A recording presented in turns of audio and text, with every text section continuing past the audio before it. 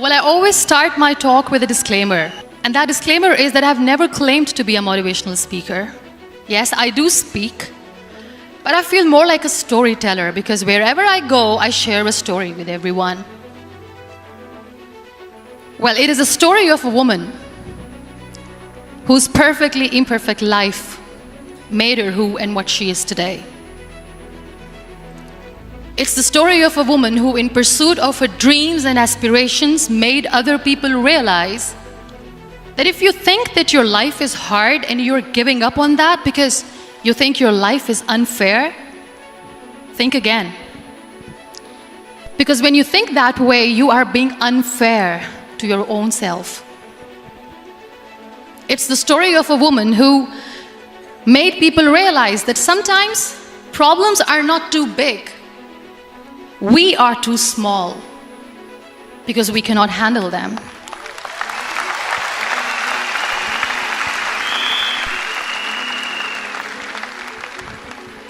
It is the story of a woman who with time realized the real happiness doesn't lie in success, money, fame. It lies within. Real happiness lies in gratitude. So I am here and I'm going to share the story of that woman. That is my story. The story of gratitude.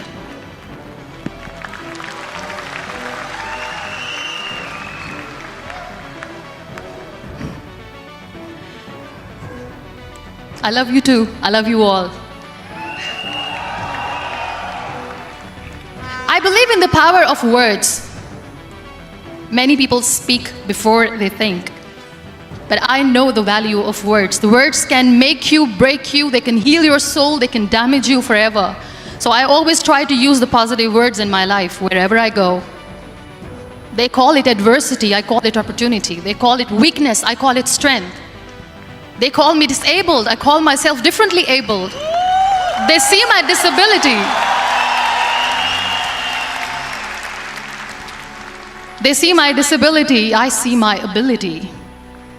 There are some incidents that happen in your life, and those incidents are so strong that they change your DNA. Those incidents or accidents are so strong that they break you physically. They deform your body, but they transform your soul.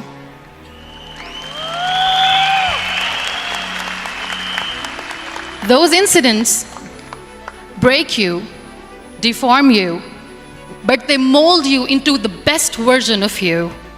And the same thing happened to me. And I'm going to share what exactly happened to me. I was 18 years old when I got married. And this thing I'm sharing for the very first time on an international level. I was 18 years old when I got married.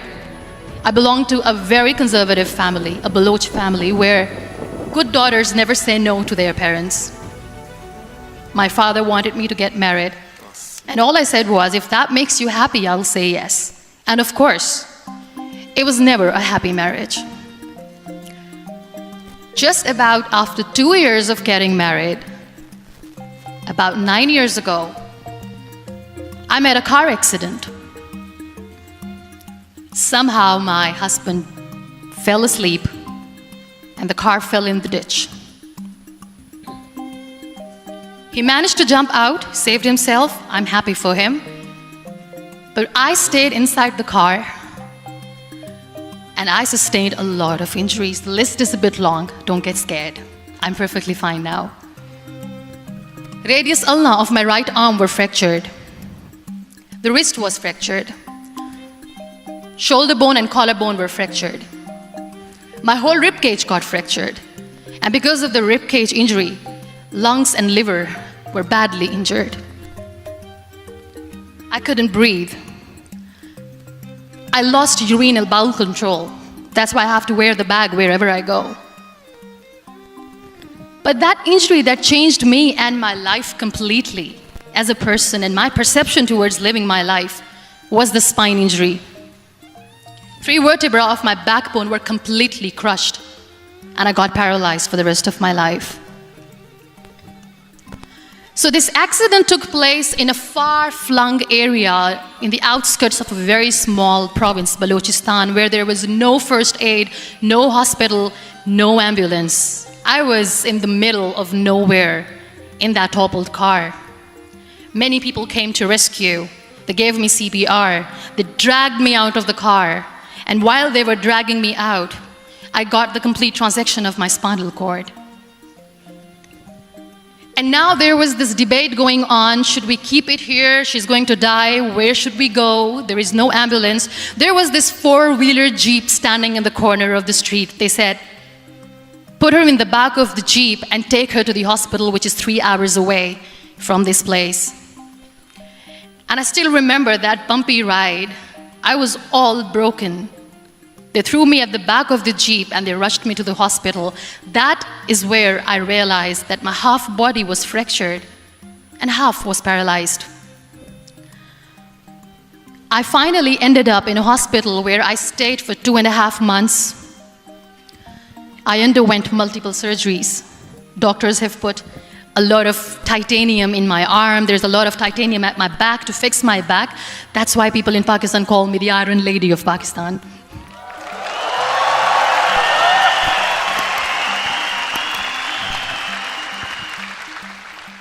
Sometimes I wonder how easy it is for me to describe all this all over again. And somebody has rightly said that when you share your story and it doesn't make you cry, that means you have healed.